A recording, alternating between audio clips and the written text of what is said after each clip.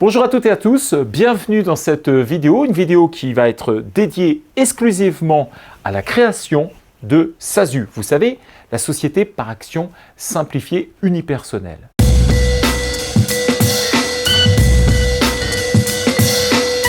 Alors la première question que l'on doit se poser, c'est de se dire, mais au fait c'est quoi une SASU très exactement? Eh bien une SASU, c'est ce qui vous permet en fait d'une part de protéger votre patrimoine privé, c'est-à-dire qu'on le rend totalement étanche par rapport à quoi? Eh bien par rapport à votre société par action simplifiée unipersonnelle. Cela signifie tout simplement que l'on va créer une barre entre les deux qui va permettre à ce que vos deux patrimoines soient totalement indépendants, c'est-à-dire d'un côté une personnalité morale et de l'autre une personnalité physique. Cela signifie en quelques mots qu'aujourd'hui la SASU est la meilleure forme juridique pour protéger votre patrimoine. Alors distinguer les deux patrimoines, c'est une chose qui est très importante quand s'il y a un pépin un jour, eh bien au moins vous n'aurez pas à souffrir sur votre patrimoine privé. Pour créer votre société, la fameuse SASU, eh bien il y a 6 étapes. Ces étapes, ils se décomposent de la façon suivante. D'une part, la rédaction des statuts, d'autre part le choix fiscal, le dépôt du capital, le journalance légale, le centre de formalité des entreprises et le fameux CABIS. Regardons, on va commencer tout de suite par la rédaction des statuts. La rédaction des statuts, eh bien, elle-même, on va la décomposer en 6 étapes pour être tranquille. La raison sociale, l'objet social, le montant du capital, se poser la question si le capital doit être fixe ou variable, la durée d'exercice et la date de clôture. On commence tout de suite par la raison sociale. Alors la raison sociale, c'est quoi? C'est ni plus ni moins que le nom de la société. C'est celle qui va lui permettre d'être reconnue en tant que telle. Alors la raison sociale, la première chose que vous allez faire attention, c'est de vous dire, est-ce que ce nom n'est pas protégé? Vous irez sur la base INPI pour voir si ce nom est protégé. S'il l'est, abandonnez tout de suite, trouvez un autre nom. J'aimerais aussi attirer votre attention sur le fait que la raison sociale n'est pas nécessairement l'enseigne. On peut très bien avoir une enseigne différente de la raison sociale. On peut avoir également plusieurs enseignes, ce n'est pas interdit. Par contre, on ne peut avoir qu'une seule raison sociale, pas deux. Deuxième, l'objet social. Alors, qu'entend-on par objet social? L'objet social, c'est ce que votre entreprise va faire très exactement. Et vous allez le noter en première ligne. Si vous êtes consultant, eh bien vous direz consultant pour les entreprises, par exemple. Et puis une fois que vous avez noté ça, parce que ça c'est très important de bien le noter en premier, parce que c'est ce qui va vous déterminer votre code NAF, eh bien vous noterez dans un second temps ce que vous pourriez faire, par exemple de la formation. C'est pas parce qu'on note formation en deuxième ligne que pour autant vous serez obligé de le faire. Mais si vous ne le notez pas, vous ne pourrez pas le faire. Et puis, en troisième, vous pourriez faire une autre activité éventuellement. Et puis, on termine en règle générale par tous les autres objets sociaux auxquels on rattache le premier.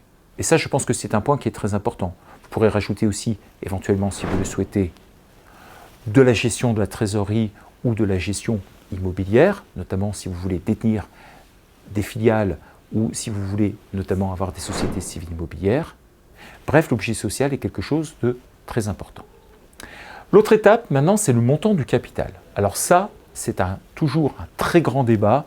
Quel est le montant du capital qui est adapté à une SASU? Alors il n'y a pas de réponse toute faite. On ne peut pas dire, voilà, il faut que ce soit 1 euro ou que ce soit 1 million d'euros. La réalité se situe forcément entre les deux. Mais de façon très concrète, partez du principe que, en règle générale, comme vous avez à peu près au moins 1000 ou 2000 euros de frais qui sont attenants à la création de la société, eh bien, il est toujours préférable de pouvoir créer un capital avec une somme de 1000, 2000 ou 3000 euros. On pourrait faire beaucoup plus, notamment si la banque l'exige. Si par exemple vous avez besoin d'un emprunt ou que vous vous adressiez à des fournisseurs ou des clients qui sont habitués à des capitaux propres excessivement élevés, eh bien du coup, le montant de 1000 ou 2000 euros pourrait paraître relativement bas. Maintenant, vous pouvez aussi très bien créer un capital social à 500 euros et ça ira très bien. Je conseille en règle générale toujours d'avoir un niveau qui soit adapté. Et ce qui est sûr et certain, ça ne sert à rien d'avoir un capital social trop élevé si vos clients ne l'exigent pas. Parce que si un jour vous avez besoin de récupérer de l'argent, notamment ce que vous avez avancé, eh bien ce sera beaucoup plus simple d'avoir un capital relativement bas et d'avoir ce qu'on appelle un compte courant d'associé, c'est-à-dire l'excédent d'argent que vous avez apporté au sein de la société pour pouvoir le récupérer.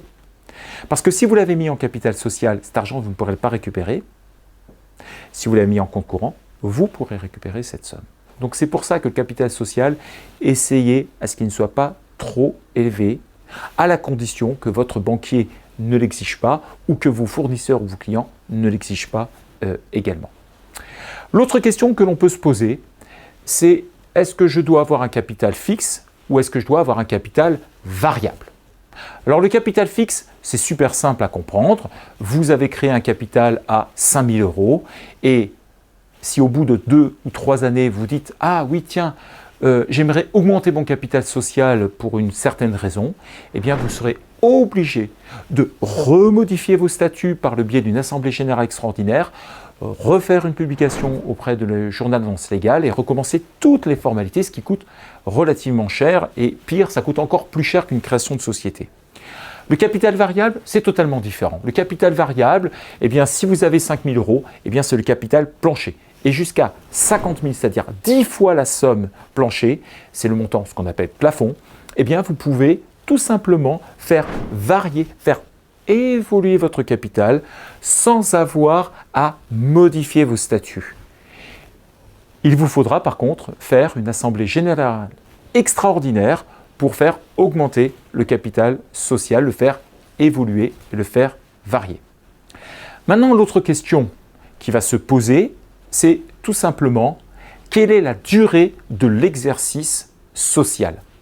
C'est une question qui arrive assez fréquemment et donc la durée d'exercice a quand même une importance capitale.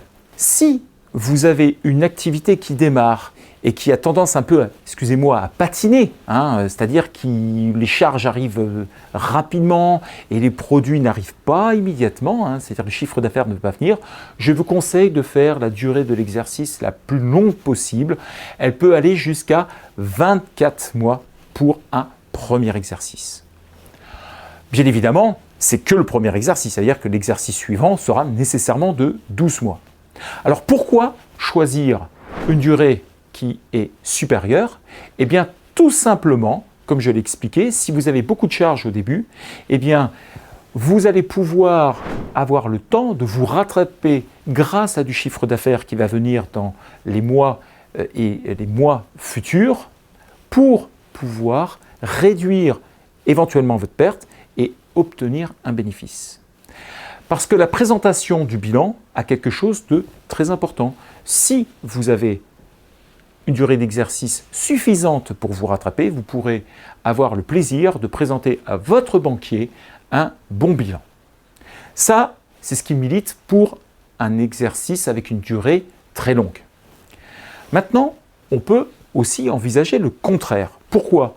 Eh bien, supposons que vous soyez à l'ARE et que votre activité marche très bien et que vous dites « mais moi les dividendes, il faut que je les ai rapidement ».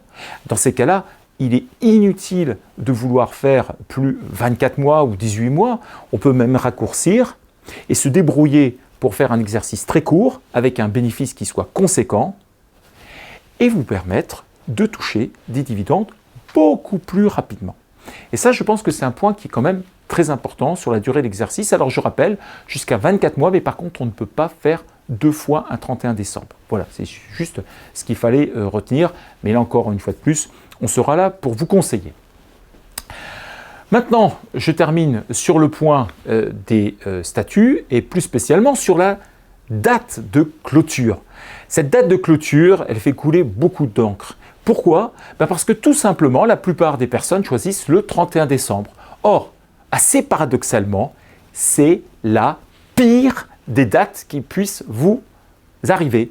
Parce que tout simplement, quand vous faites coïncider votre date de clôture au 31 décembre avec celle de votre résultat personnel, je rappelle qu'au niveau de l'impôt sur le revenu, on est tous au 31 décembre, eh bien vous ne pouvez plus jouer avec la fiscalité. Alors quand je parle de jouer avec la fiscalité, de quoi je parle? Eh bien tout simplement, si par exemple au 31 décembre d'une année, vous clôturez et que vous décidez de vous donner une prime, ce que vous aurez économisé à l'impôt sur les sociétés, vous allez vous retrouver avec plus d'impôt sur le revenu ou vice-versa. Alors que si vous aviez un décalage dans votre date d'exercice, un 31 mars ou un 30 septembre ou un 30 juin ou n'importe quelle autre date, je rappelle que n'importe quel mois est éligible pour pouvoir faire une clôture d'exercice, eh bien vous vous retrouverez avec une situation beaucoup plus agréable où vous pourrez décider de dates de versement, de primes ou d'intéressement qui ne coïncideront pas avec justement vos impôts personnels. C'est un point qui est utile et je tenais à le souligner, ne choisissez pas un 31 décembre, tout simplement. Voyons maintenant l'autre étape du choix fiscal. Je rappelle que par définition, la SASU a deux possibilités. Soit elle va choisir exceptionnellement l'impôt sur le revenu, soit elle choisit l'impôt sur les sociétés. Alors, lorsqu'on parle de choix, en fait, par principe, le choix, c'est l'impôt sur les sociétés. On ne peut pas faire autrement. Sauf que depuis quelques mois, enfin quelques années maintenant, très exactement, on a une possibilité d'opter à l'impôt sur le revenu. Et cette option est valable 5 ans. Alors, on a 5 ans après la création de la société pour opter à l'impôt sur le revenu. Et lorsqu'on opte, eh bien, on opte pour 5 années. Alors, ça ne veut pas dire qu'on sera nécessairement bloqué pendant les 5 années. Cela signifie simplement que c'est au maximum 5 ans et à l'issue des 5 ans de cette option, on rebascule automatiquement l'impôt sur les sociétés. Et si au bout de 2 ans, après avoir opté à l'impôt sur le revenu, vous décidez de repasser à l'IS, eh bien ce sera l'impôt sur les sociétés de façon définitive. Vous ne pourrez pas dire « il me restait 3 ans, je vais les réutiliser ». Ce n'est pas possible. Voilà, ça je pense que c'est un point qui est important. D'un point de vue maintenant de la déclaration que l'on appelle la M0, alors c'est un document qui est particulièrement illisible, mais sur lequel j'attire votre attention sur ce cadre que l'on appelle le cadre 19. Alors pourquoi? Parce que tout simplement, il va vous permettre en fait de faire des choix. Ce choix, il est relativement simple. Pour vous, vous n'avez aucune question à vous poser. Choisissez le régime simplifié. Pourquoi? Parce que tout simplement, le choix du réel normal ne vous apportera rien si ce n'est que des contraintes supplémentaires. Alors on est obligé à un moment donné de basculer lorsqu'on dépasse certains seuils, mais dans un premier temps, quand on débute, on fait 0, et donc le choix du simplifié est le meilleur choix que vous allez pouvoir réaliser. Sur la TVA, vous remarquerez que je n'ai absolument pas du tout rayé quoi que ce soit. Ce régime simplifié consiste en quoi? Il consiste en 2 déclarations, ce qu'on appelle 2 acomptes, plus une TVA de régularisation. C'est un régime simple. Il est spécialement fait pour les personnes qui sont en dessous un certain seuil de chiffre d'affaires, qui évolue au fur et à mesure. Mais ce seuil leur permet tout simplement de n'avoir à se préoccuper de la TVA que 3 fois par an. Maintenant, on va parler du régime TVA réel normal. Alors, ce TVA réel normal est plus spécialement fait pour des personnes qui ont envie de payer tous les mois leur TVA. Ils n'ont pas envie de stocker du crédit ou du débit de TVA à payer. Et donc, le régime de la TVA normale, c'est-à-dire 12 déclarations, est particulièrement bien faite pour eux.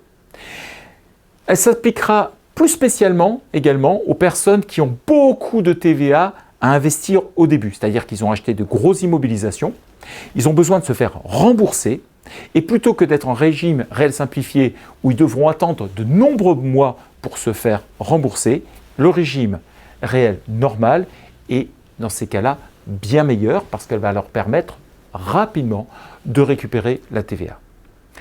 Ce régime aussi de TVA réel normal est particulièrement bien adapté aussi à une profession. Je pense notamment à toutes les personnes qui agissent en tant que sous-traitants, notamment dans le bâtiment, où elles-mêmes n'émettent pas de TVA, mais par contre ont beaucoup de TVA déductible. Et dans ces cas-là, plutôt que d'attendre une fois tous les 6 mois, voire une fois par an pour pouvoir se faire rembourser, eh bien, le régime du réel normal leur permettra d'avoir un remboursement de TVA beaucoup plus fréquemment. Voilà quels étaient les principes de la TVA. Maintenant, on va passer sur le dépôt du capital très rapidement. Alors, ça peut paraître un peu surprenant aujourd'hui où on peut créer des sociétés avec 1 euro au capital, d'être obligé de verser ce 7 euros au sein d'une banque. C'est une obligation, il faut que votre banque soit unique, c'est-à-dire que vous ne puissiez pas la partager entre votre vie privée et votre vie professionnelle. Cela signifie qu'il faut ouvrir un compte bancaire au moment donc de la rédaction des statuts de telle façon à ce que la banque puisse vous délivrer ce qu'on appelle une attestation de dépôt du capital. Sans ce document-là, vous ne pouvez pas créer de société. Rapidement, on va parler du journal annonce légale. C'est une obligation. C'est un peu comme les mariages avec les bancs. Eh bien, pour fêter la naissance de votre société, il y a une obligation de faire une annonce légale auprès d'un journal qui est habilité. Et donc, c'est une obligation. Vous ne pouvez pas faire différemment. Donc, les journaux sont habilités selon les régions. Le prix est identique désormais. Le centre de formalité des entreprises, on aurait pu parler peut-être aussi directement du CREF, du tribunal des commerces, mais le centre de formalité des entreprises se décompose en deux. D'un côté, vous avez la chambre de commerce et d'industrie et de l'autre, vous avez la chambre des métiers. Alors, il y a d'autres centres de formalité des entreprises qui existent, mais là, je suis en train de parler des deux principaux centres de formalité. Dites-vous, pour faire ultra simple, que le monde de la CCI, c'est le monde des commerçants et des consultants, et que la chambre des métiers, c'est plutôt ceux des artisans. Alors parfois, il y a des choses qui prêtent à confusion. On peut prendre le cas des restaurateurs qui, par définition, sont normalement attachés auprès de la chambre de commerce et industrie, mais qui, sous prétexte, lorsqu'ils font de la délivrance de nourriture à l'extérieur, se retrouvent à la chambre des métiers. Et donc, lorsque vous avez des incertitudes, en tous les cas, adressez-vous principalement d'abord à la chambre des métiers pour savoir si vous dépendez d'eux. Si ce n'est pas le cas, automatiquement, vous dépendez de la chambre des commerces et d'industrie. Il faudra également donner l'attestation de non-condamnation sur l'honneur et de filiation, en fait tout simplement le nom et le prénom de vos parents, et l'attestation de non-condamnation, c'est celle qui permet de savoir que vous n'avez pas été dans une situation de condamnation justement qui serait incompatible avec la qualité de président de SASU. On pourrait parler aussi du registre des bénéficiaires effectifs, donc ça date de la loi Sapin 2. En fait, c'est un document qui permet au tribunal de commerce notamment de vérifier que vous êtes bien celui qui est derrière la société. Enfin, on terminera par les cartes d'identité et bien évidemment des justificatifs de domicile. Alors, quand je parle de justificatifs de domicile, ce que j'entends par là, c'est que vous pouvez très bien créer votre société chez vous, c'est-à-dire le siège social se trouve à votre domicile, il peut être aussi au domicile de quelqu'un d'autre, ou tout simplement dans une société qui va héberger votre siège social, c'est tout à fait réalisable, mais bien évidemment, à chaque fois, il faut des justificatifs en la matière.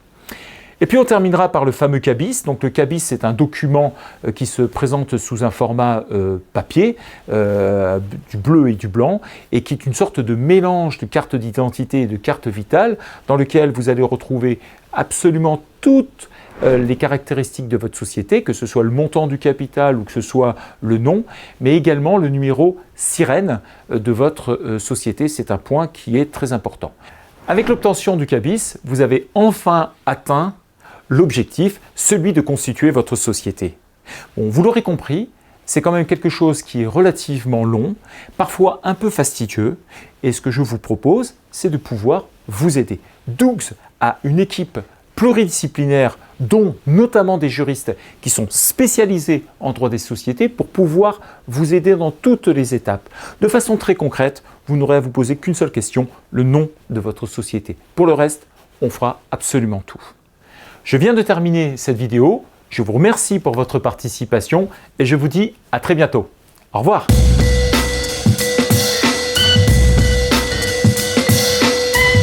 Super, vous avez aimé la vidéo? Génial, je vous propose d'aller voir directement la prochaine vidéo en cliquant ici ou tout simplement d'aller vous abonner sur YouTube pour en voir davantage. À très vite.